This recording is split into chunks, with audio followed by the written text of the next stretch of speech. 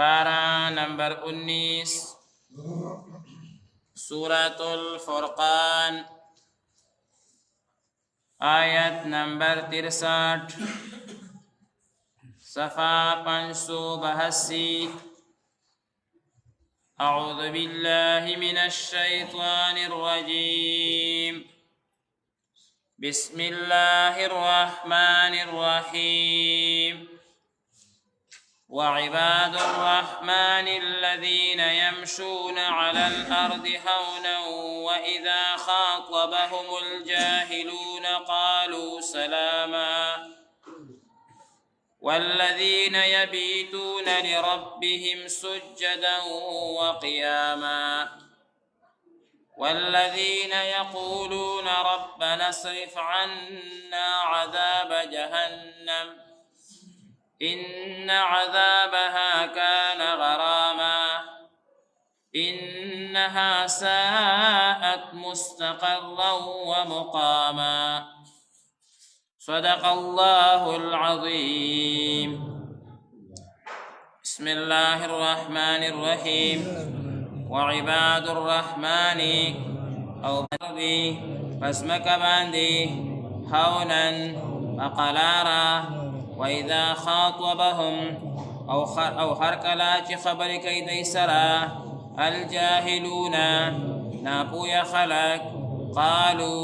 नुदैवाई सलामा जमा सलाम दे वल्लज़ीना औ हगा खलक ची यबीतूना शपीती रई लिरब्बिहिम वलरब दपारा सुज्जदन फहालत द सिजद की वक़ियामा औ फहालत द वलाड़ा की वल्लज़ीना यक़ूलूना औ हगा खलक ची वाई रब्बना ए ज़मुंगा रबा इसरिफ़ अन्ना लरिका ज़मुंगना अज़ाब जहन्नमा अज़ाब द जहन्नम इन्न अज़ाबहा बेशक अज़ाब दी कान गरामा लुई मुसीबत दे इन्नहा बेशक द जहन्नम साअत देर बद दे मुस्तक़र्रन ठिकाना की व मुक़ामा औ प मक़ाम नीऊ की। बिस्मिल्लाहिर रहमानिर रहीम सूरत फुरकान मुबारक के अक्सर मज़ामीन द नबी करीम सल्लल्लाहु अलैहि वसल्लम द रिसालत और दाग़ी द नबुवत द साबितवलु द पारा आगा ذکر شو بیا د کفارو او مشرکینو چې کوم اعتراضات هغه هم نقل شو.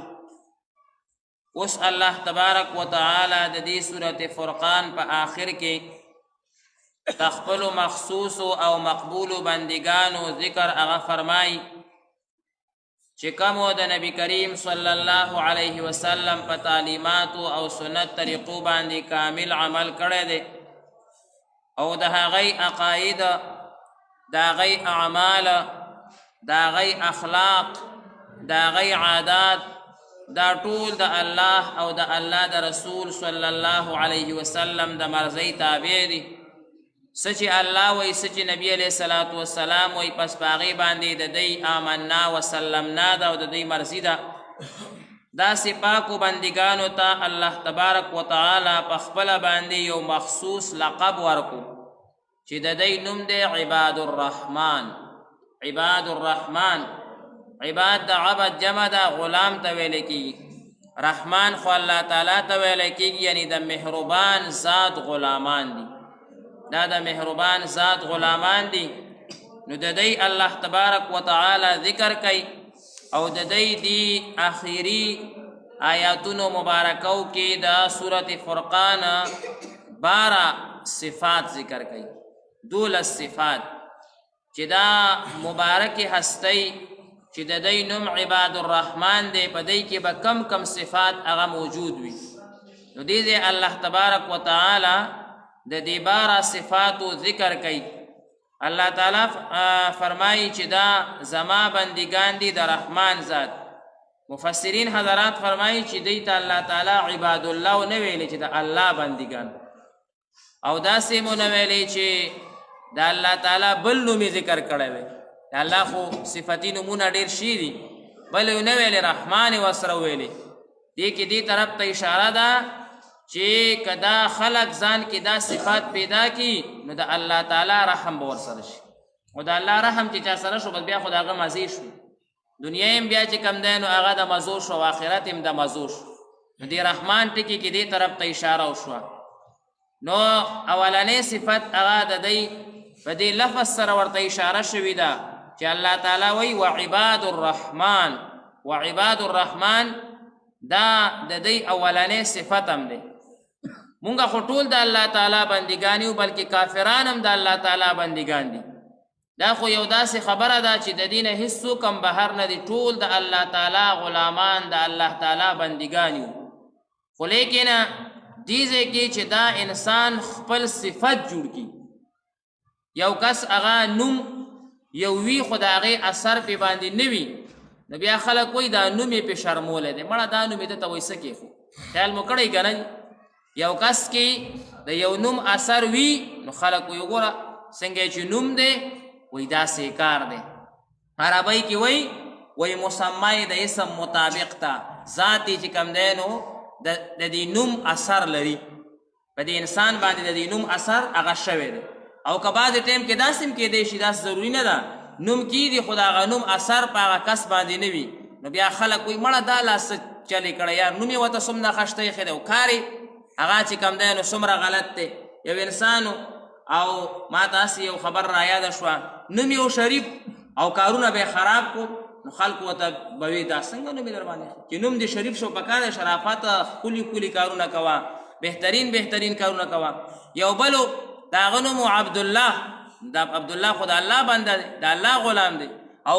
بالکل جومات ته باړو راتلو نه نو خلکو به ورته یي دا نوم یې در باندې شرمولی نو داسې بیا خلک وایي عام طور سره هغه داسې وایي نو دا عباد الرحمن دا خو د دوی نوم هم شو خو د دوی صفت هم شو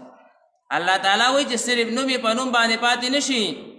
بلکې چې دا صفت هم ځان کې پیدا کی دا عباد الرحمن صفت هم ځان کې پیدا کی هغه څه چې د الله تعالی غلامی ځان کې پیدا کی وایي چې زه د الله تعالی غلام یم او په دې باندې باقاعده فخر کوي نبی کریم صلی الله علیه وسلم با په دې باندې فخر کولو او خوشحالیدو به چې الله تعالی قرآن مجید کې ما ته عبد ویلی دی غلام راته ویلی دی عبد عربی کې غلام ته ویلی کېږي نبی علیه السلام به خوشحالیدو چې ما ته عبد ویلی مونږ موس کې وایو عبده ورسول اول عبد راولو نبی علیہ السلام با پدی خوشحالی دو سبحان الذي اسرا بعبده اللہ تعالی وی زما پاک تے اغازات چی خپل غلام ځان ته وغوښتو غلام پدی باندې خوشحالی دو با نو لکه مثال په تور باندې موږ د دنیا کې وګورو یو پلار چې خپل زوی ته आवाज ورکړي زویا بچیا څومره خوشحال شي غالک الکه زوی او بچی خو یې سم دی که نوم ورته واخلي پلان کیا په نوم ورته ووایي نه به دومره خوشحال نشي خو چې دا د زوی نوم ورته ووایي دا د بچي نوم ورته ووایي په دې باندې هغه ډېر زیات خوشحالېږي نو الله تبارک وتعالی وایي چې عباد الرحمن دا خو د دوی نوم هم دی خو دا نوم اصل کې یو صفت او وصف دی چې دا صفت ځان کې پیدا کی چې دی دا ووایي چې زه د الله غلام یم صرف نوم مې دا غلام نه دی په نوم غلام نه یم په عمل هم زه غلام یم نمبر 1 صفت دا نو دې سره دې ته اشاره وشوه چې دا اوس یو صفت خدا شو بقایه 11 صفات را روان دي د الله تعالی وایي چې دی وایي زه غلام یم او د غلام کار څه دی نو موږ ته به موږ مشر شیخ شهید سمیع الحق رحمت الله علیه هغوی به فرمایل د غلام کار دا دی چې سر تسلیم خم ہے مزاج یار میں جو آئے دا به هغوی وي سر تسلیم خم ہے مزاج یار میں جو آئے چې بس هغه څه وایي زما سر ورته ښکته چې څه وایي بس که وایي دا کار وکړه ویم ښه که ویم دا کار مه کوو ښه د غلام خو دا معنی وي غلام خو د اقانه بغیر سر هم نشي خوځولی ځکه چې بیا خو غلام شو نه بیا خو په هغه باندې روټۍ بندېږي بیا خو په هغه باندې کپړه بندېږي نو اوس الله تبارک وتعالی څه وایي چې دا 11 صفات به زه تاسو ته اوس ذکر کوم الله تعالی فرمایي دا به ځان کې پیدا کوئ خو د هغې نه مخکې خپل سرونه ټیټ کوئ دا ووایئ چې ته څه وی یا الله نو موږ غلامان یو که ته وی کوئ موږ وایو ښه جي که ته وی مه کوئ موږ به وایو ښه جي بلکل نه به کوو نمبر 1 صفت هغه دا شو نمبر 2 صفت وعباد الرحمن الذين يمشون على الارض حونا. دا دویم صفت دی چې په ځمکه باندې دی په قلاره باندې ګرځي. د دې څه معنا ده چې په قلاره باندې ګرځي؟ د نبی کریم صلی الله علیه وسلم ګرځېدل اول ازده کو. احادیثو مبارکو کې راغلی دی چې نبی کریم صلی الله علیه وسلم با په ځمکه باندې ډیر په مزه نه ګرځېدو، ډیر رو او ډیر زیات تیز به هم نه ګرځېدو لکه چې انسان وي منډه وي. ډیر زیات تیز به هم نه تلو، ډیر زیات رو به هم نه تلو. دا ډیر زیات به انتها تیز چې روانې دا د لیونو کار دی. دا انسان